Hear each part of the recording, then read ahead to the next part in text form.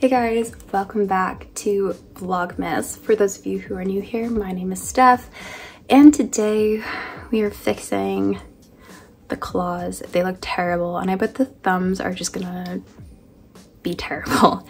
Anyways, they're super grown out, but I'm going to take you guys through this process. I'm gonna probably voice over this because I'm also filming for TikTok at the same time, and it is kind of a long process, so I don't want to talk you guys through it in real time because that'll just make it longer. So I'm going to flip you guys around and get going, and then yeah, this will be the video. So the first thing I do is lay down a wet towel to catch all of the dust as I'm filing my nail. And then I just go across the flat part of my nail, and you want to break the shiny top coat surface. And I don't have a drill yet, so I'm doing this all by hand. It does actually take forever. I then put a little bit of nail oil around my cuticle and nail bed. I saw someone on TikTok do this, and it doesn't interfere with the removal process, but it does help protect your natural nail. I then take this gel remover and pop it into these pre-cut foils with a little pad and wrap them around my fingers. And I usually start with my right hand first, and I'll do my right hand, and then while my nails are soaking with my right hand, I will file my left hand, and then I will wrap my left hand and then let them sit for another 10 minutes together. After a while, I do start to check my nails to see if they're coming off, and if anything is starting to lift, I will just gently scrape it back with a little nail tool here. And then if it needs more time, I will either just put more remover on top, or I will file off a little bit more because it's probably not penetrating super well. And then I'll let it sit, and I'll repeat this process until it's completely off of the nail bed and my nails are mostly clear.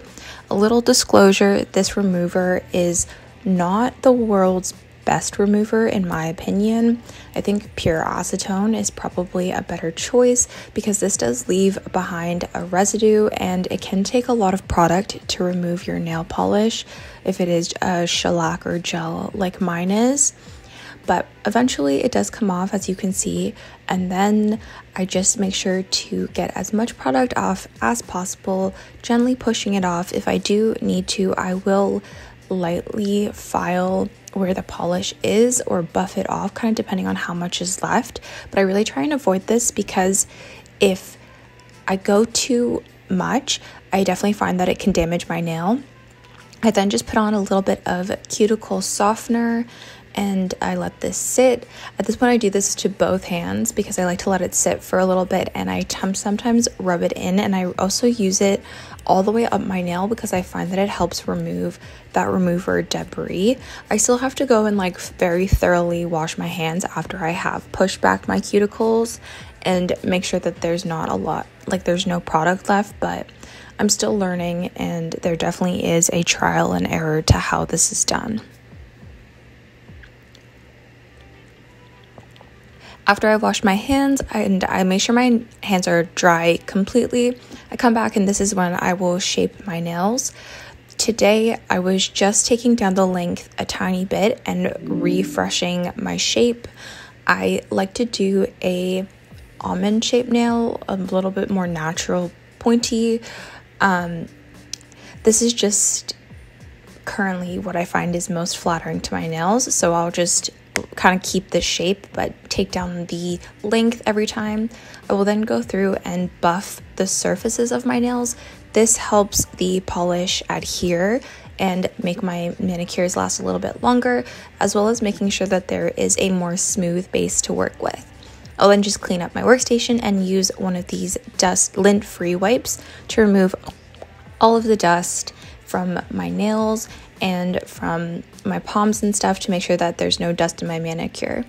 I then am going to fix both of my thumbs here. So the process of that is putting down some base coat, then putting a little bit of paper into the wet base coat, a little bit more on top just to make sure that it's sealed in, cure it, and then 2 coats of Bio Seaweed Gel Peach Tea Polish.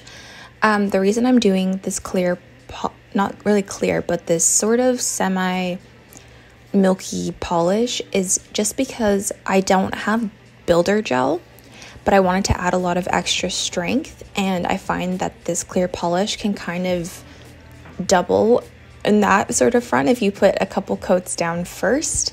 It just helps build the nail up a little bit without applying so many coats of ultimately the red color. You could do either, but I don't know why, I just like this way. And then this is the red color I like to use. It's Poppy by Bio Seaweed Gel, and this was recommended to me by my best friend.